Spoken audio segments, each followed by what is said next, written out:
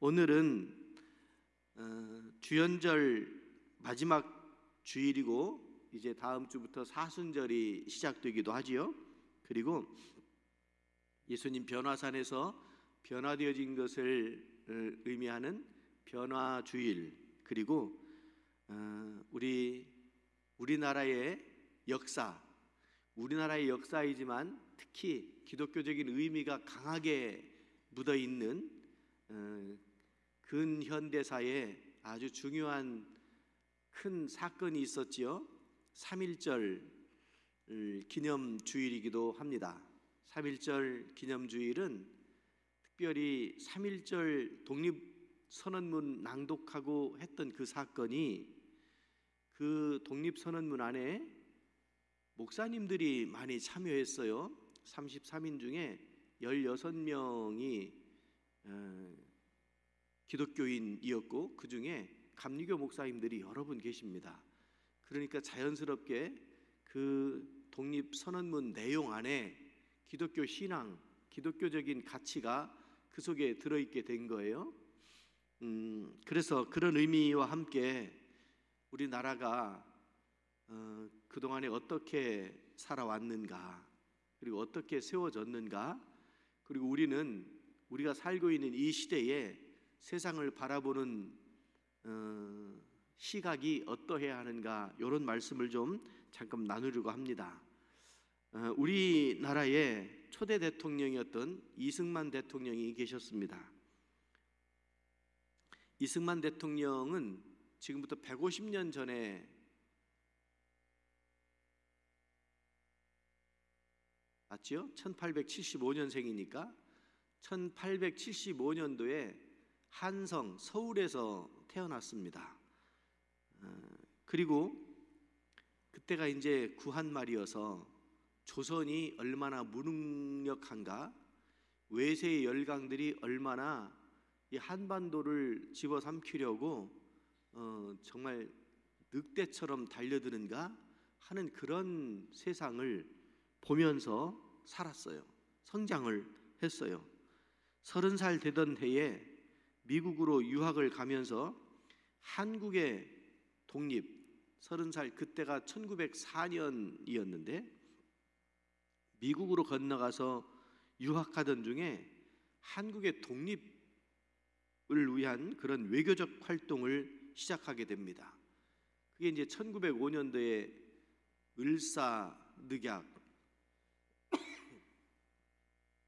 을사늑약이 체결되고 일본의 압박이 심화되고 제국주의 일본에 반대하는 외교적 활동을 하려고 하는데, 사실 따지고 보면 계란으로 바위치기가 아니었을까, 이런 생각이 들어요.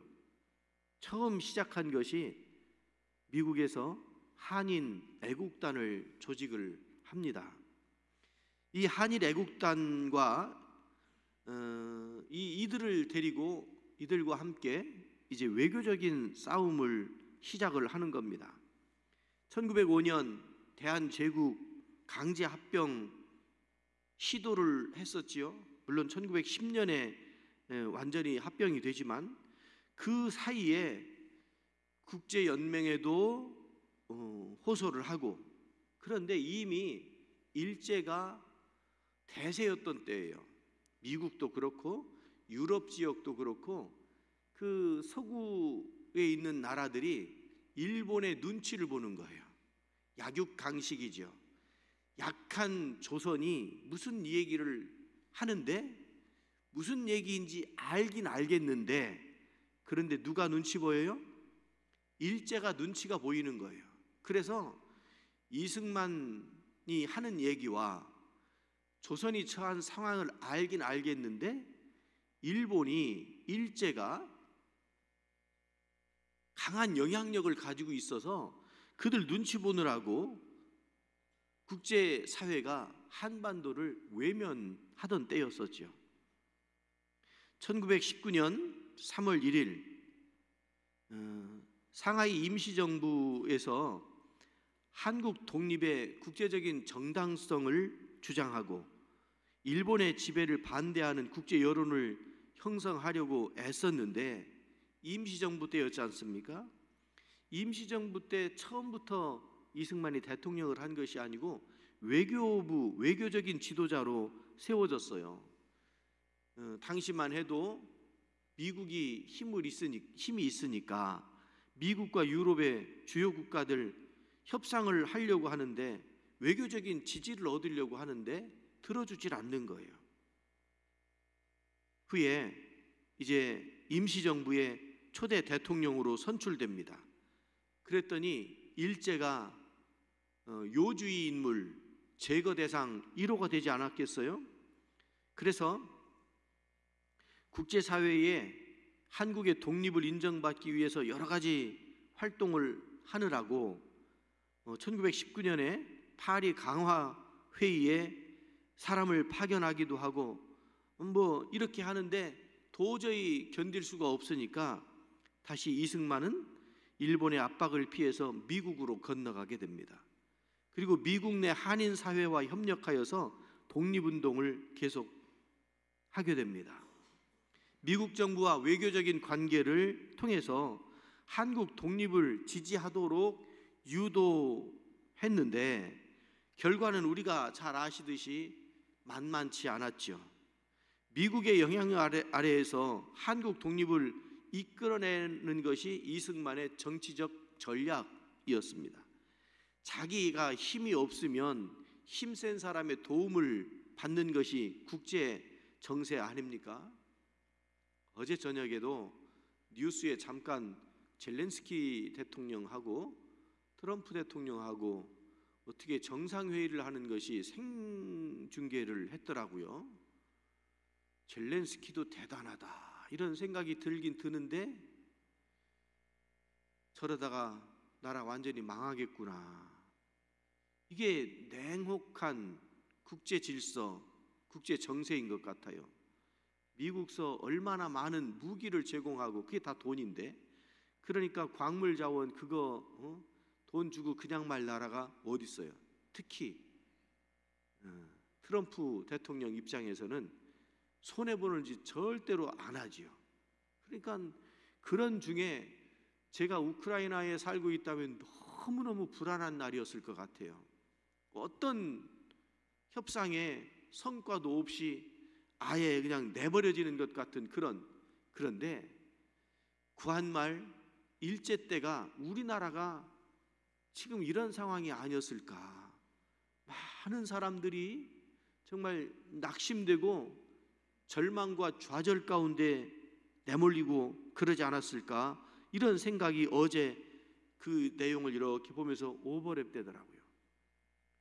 사람이 날마다 좋은 일이 있고 희망으로 가득하여도 그래도 살기가 힘든 건데 내적으로 외적으로 어려운 일들이 첩첩산접 이게 해결이 안 되고 점점 더 구렁으로 빠져들어간다면 어떻게 살 수 있을까? 결국 1945년 2차 세계대전이 종전되면서 일본이 망하고 일제가 망하고 이제 우리가 독립을 얻게 됩니다. 그러면 너무 잘된 일이죠. 그러면 이 나라가 굳건히 세워져야 되는데 그런데 여러분이 아시듯이 나라를 세우는 일이 그게 쉬운 일이냐고요. 왕정국가로 다시 세우는 것도 쉽지 않을 것이고 이제 공화국으로 세워야 되는데 공화국으로 세우는 것은 절차가 복잡하잖아요. 절차가 복잡해요. 일본 패망 45년 8월 그렇게 하고 우리나라 재헌국회가 생기고 법을 만들고 그렇게 하고 나라가 세워지는데 3년 이상 걸리지 않습니까? 그 과정 그 속에 친탁 반탁 하면서 또 얼마나 많은 논쟁뿐이었습니까? 얼마나 많은 싸움과 다툼이 그 속에서 일어났느냐고요. 그럼에도 불구하고 이승만 대통령은 미국과의 밀접한 관계를 유지하고 남한 내에서 독립적인 국가를 세우는 일을 추진을 했죠. 사람들이 우리나라 근현대사에 대한 이해가 참 많아요. 이렇다 저렇다 참 많아요. 아마 이해관계도 많을 거예요. 그러나 현재의 상황은 이런 과정을 거쳐서 세워졌는데 이것을 무작정 부정만 하면 그러면 어쩌자는 겁니까? 다시 1945년으로 돌리자는 겁니까? 우리가 그리스도인으로 살면서 그래요. 비판적 시각을 갖는 것도 필요해요. 그런데 그 비판은 생산적이어야 되지 않겠습니까? 건설적이어야 되지 않겠습니까? 무너뜨리고 다 회파되어진 상태에서 무슨 유익이 있다고 비판만 하겠습니까? 저는 어떤 이야기를 할 때 잘했다, 참 좋다 이런 말 들으면 제가 마음이 훈훈해지고 기쁩니다. 여러분은 어떻습니까? 제가 어느 분하고 이야기를 하는데 어느 목사님하고 얘기를 하는데 막 제가 이제 정의롭지 못한 이런저런 얘기들을 너무 잘못된 이야기들을 눈에 보이는 거예요. 제가 좀 예민하지 않은데 너무 잘못하니까 그게 보이는 거예요. 그래서 이런 얘기 저런 얘기 막 했더니 그분이 이 목사님 나 힘들어 이러시더라고요. 나 힘들어. 왜 힘들까요? 말하자면 제가 남들 막 욕한 거예요. 욕하는 소리를 듣고 있는 목사님이 너무 힘들대요. 그런데 요즘 제가 그래요. 잘하자, 잘 되게끔 하기 위해서 이런 얘기도 하고 저런 얘기도 하고 그러는 것은 너무 재밌어요. 너무 좋아요. 은혜롭다. 너무 즐겁다. 너무 잘했다. 그런데 막 알아요. 잘못돼 가는 것도 알고 이렇게 가면 안 되는 것도 알아요. 그런데 그걸 굳이 이야기를 하고 이야기할 뿐만 아니라 휘집어서 그냥 아주 그 상처를 끄집어내 가지고 그렇게 되면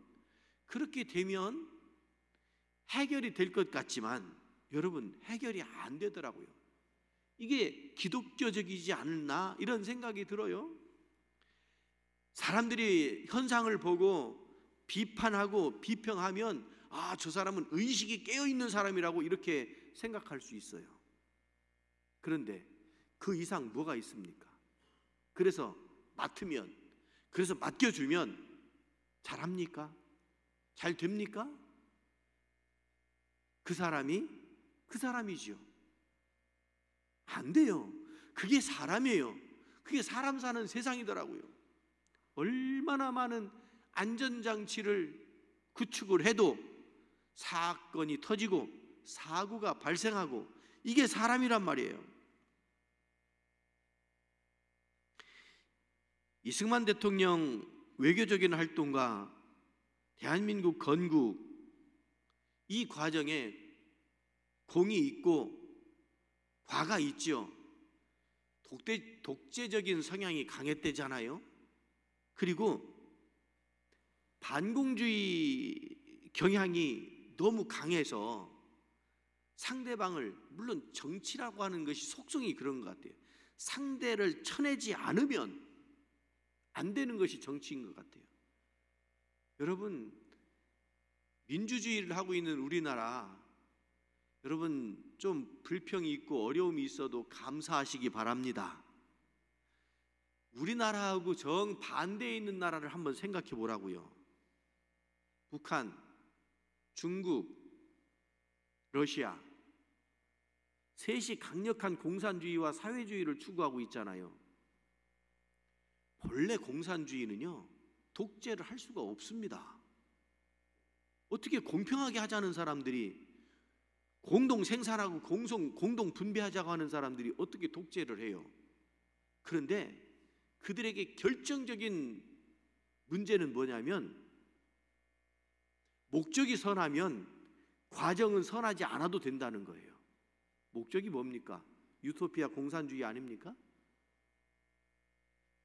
그것을 이루기 위해서 현재 문제되는 거, 현재 사람들을 막 그냥 착취하고 갈취하고 고통으로 내몰고 하는 이런 것들은 목적을 향해서 수단이 정당화되어지는 그런 사회가 공산주의란 말이에요. 생각해 보세요. 본래 막스 레닌주의가 그런 게 아니에요.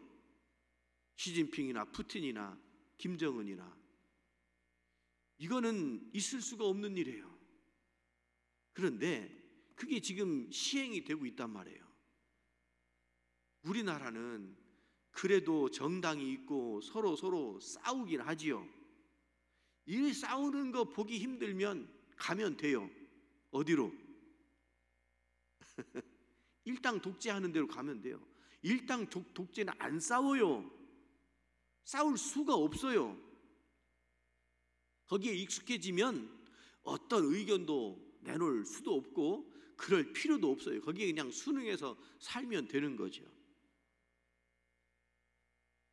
오늘 마태복음 5장 13절을 읽었어요.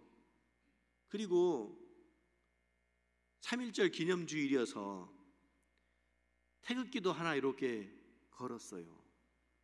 제가 3.1절하고 8.15 광복절하고 그 기념주일이 있거든요. 3월 1일에 가까운 날, 오늘 같은 날, 그 다음에 6월 한 달은 이렇게 태극기를 거치할 거예요.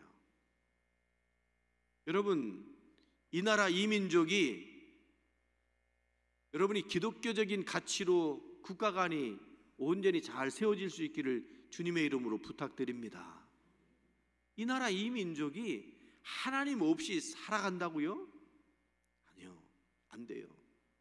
저는 목회하면서 목사님들을 많이 만나요.